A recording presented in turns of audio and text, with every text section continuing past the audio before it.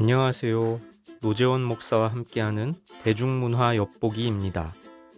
오늘은 그 두 번째 시간으로 셀프 디스에 대해 살펴보겠습니다. 셀프 디스라는 말을 아시죠? 자신의 잘못이나 약점을 일부러 드러내서 스스로를 깎아내리는 걸 말합니다. 주로 연예인들이 많이 하는데요. 겉으로는 자신을 비하하는 것 같지만 사실은 자신의 흠결을 웃음의 소재로 활용하는 경우가 대부분입니다. 범죄에 연루되었거나 부끄러운 개인사가 있거나 이런 민망할 수 있는 자신의 과거를 일부러 끄집어내서 재미를 유발하려고 합니다. 자조적일 뿐만 아니라 공격적이기도 하죠. 셀프 디스를 통해 자신의 흠결을 자신의 캐릭터로 활용하거나 방송 분량을 뽑아내기도 합니다. 어떤가요? 씁쓸하지요? 그런데 성경에는 아주 바람직한 셀프 디스의 모범이 소개되고 있습니다. 어떤 내용인지 함께 살펴보겠습니다.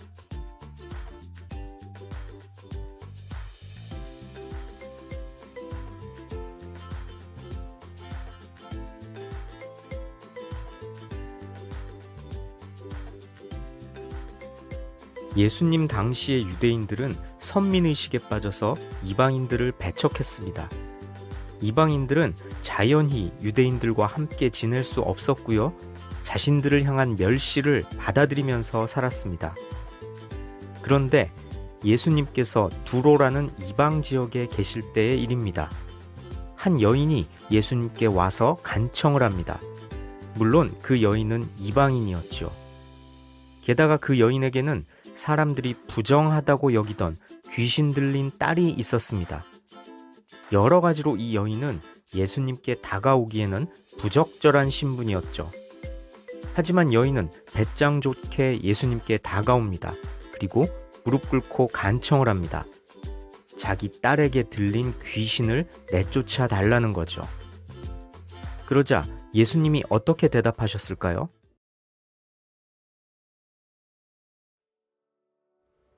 자녀들을 먼저 배불리 먹여야 한다.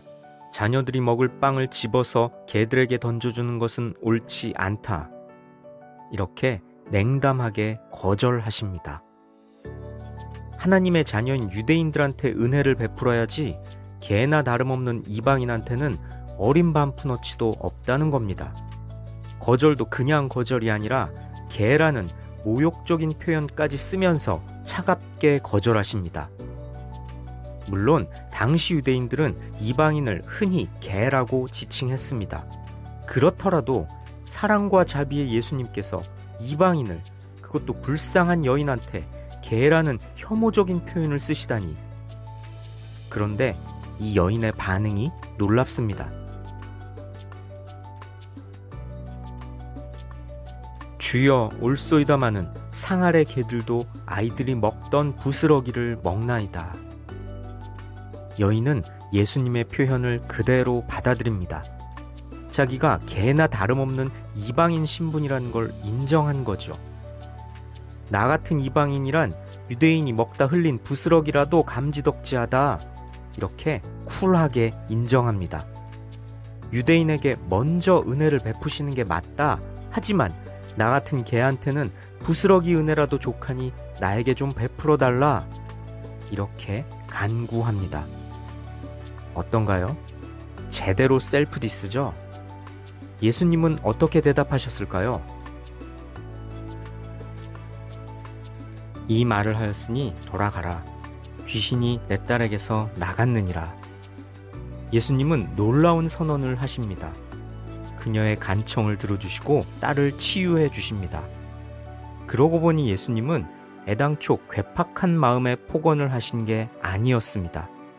여인을 혐오하신 것도 아니었습니다.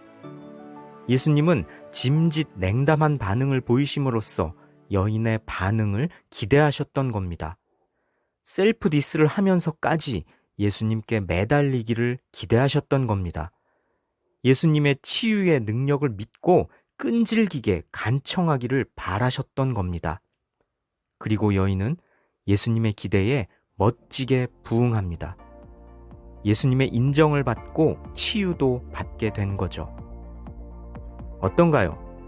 자신을 가리켜 개라고 하는 상대방의 말을 배포 있게 받아들이는 모습, 기지가 넘치는 모습, 이거야말로 슬기로운 셀프 디스라고 하겠죠? 그런데 이 장면이 우리에게 주는 교훈이 있습니다. 여인이 그랬던 것처럼 겸손하게 복음을 수용하는 태도가 그 사람을 구원에 이르게 한다는 겁니다. 예수 그리스도가 문제의 해결자이자 구원자라는 확신을 가지고 포기하지 않고 갈구하는 자에게 우리 주님께서는 구원의 은혜를 입혀 주신다는 겁니다. 어떤가요? 믿기로 했으면 어중간하게 믿을 게 아니라 셀프 디스를 해서라도 확실하게 전적으로 우리 주님을 믿어야겠죠? 그런 믿음의 사람들 되시기를 주님의 이름으로 축복하고 응원합니다.